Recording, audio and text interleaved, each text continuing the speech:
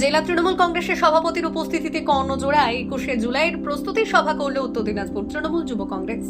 শনিবার জেলা পরিষদের সভাকক্ষে এই সভায় তৃণমূল কংগ্রেসের জেলা সভাপতি কানাইলাল আগরওয়াল ছাড়াও উপস্থিত তৃণমূল কংগ্রেসের মাইনরিটি সেলের রাজ্য সভাপতি মোশাররফ হোসেন, জেলা যুব তৃণমূল কংগ্রেসের সভাপতি কৌশিক গুণ সহ বিশিষ্টরা।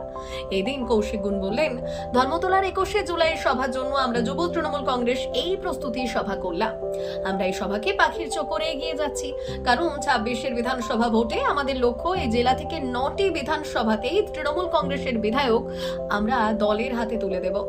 এই দিন এই বিষয়ে উত্তর দিনাজপুর জেলা যুব তৃণমূল কংগ্রেসের সভাপতি কৌশিক গুণ বললেন,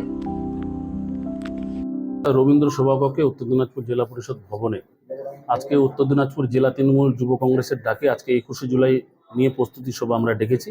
এই 21শে জুলাই প্রস্তুতি সভা আমাদের কাছে অত্যন্ত তাৎপর্যপূর্ণ। সামনে 26এর বিধানসভা নির্বাচন রয়েছে।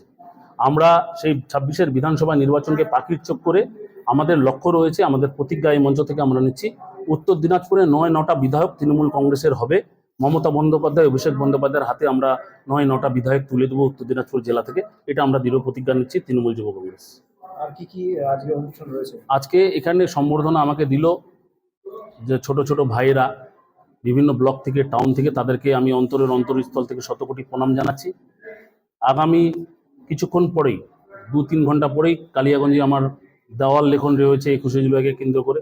আজকে উল্টা রথ, আজকে ভগবান জগন্নাথ দেব সবাইকে আশীর্বাদ করুক, সেই রথের প্রোগ্রামেও আমরা যাব। তৃণমূল যুব কংগ্রেসের পক্ষ থেকে আমরা যাব, সেখানেও জলের বোতল থেকে আরম্ভ করে স্বেচ্ছাসেবকরা সেখানে থাকবে তৃণমূল যুব কংগ্রেসে।